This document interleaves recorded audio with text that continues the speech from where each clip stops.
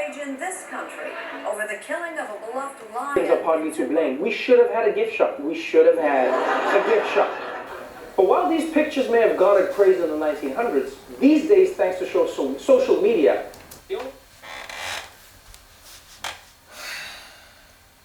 on September the 10th, Trevor Noah dropped a video about trophy hunting. And in it, he made claims that challenge who we are as hunters. Those claims are that we're not conservationists, that we're not wildlife protectors, and we're not wildlife lovers. I'm South African, just like Trevor. I actually grew up a couple of suburbs away from Trevor, an observatory in Johannesburg, around about the same time. We're about the same age. But we grew up with different views of Africa. Trevor was climbing the comedic ranks, and I was in the field becoming a wetland ecologist and a wildlife biologist in the wilds of South Africa. So you see, I'm conflicted when I watch this video. On one hand, I'm angry because it was so one-sided. And I'm like, Trevor, how can you not see the other side, the different story? And on the other hand, I was laughing because of the ridiculousness of what it all seemed like. Let me make sure that you understand that Trevor Noah is one of my favorite comedians. He is an outstanding South African, a role model for how a South African can make it onto the big stage. But you can see from this video that there was a very careful selection, or almost cherry picking, of content to counter the rhetoric of hunters.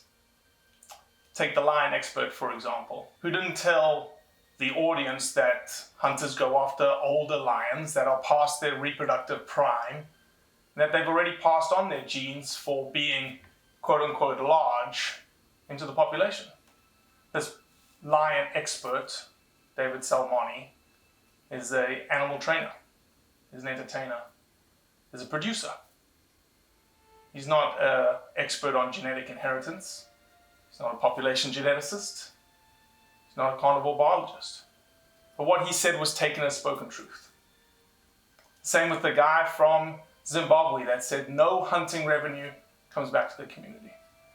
Yet there is data that shows that there has been 15 to 25% economic uplift in over 700,000 families because of hunting. But I get the whole cherry picking because it was comedy, and I get that. I will agree with Trevor on one thing, in that this is the unfortunate side of how hunting is being portrayed. In this social media world, the respect and the ethics of hunters are being drowned out by ridiculous photographs of couples that are kissing behind a dead lion. That's a video for another day. See, we claim that we are conservationists. We claim that we are benefiting communities. But the consequences of hunting are being clouded by the motivation of trophy seekers. Our storytelling of the positive consequences of hunting has to take precedence. So Trevor, I promise you this.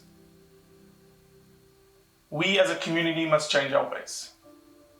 We need to show the respect and the ethics that we have to the wildlife that we chase.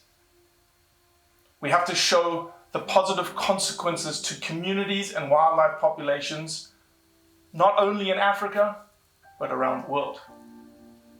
And I sincerely hope, that one day I can show you these truths face to face.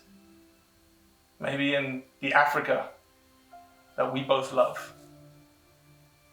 What do you think?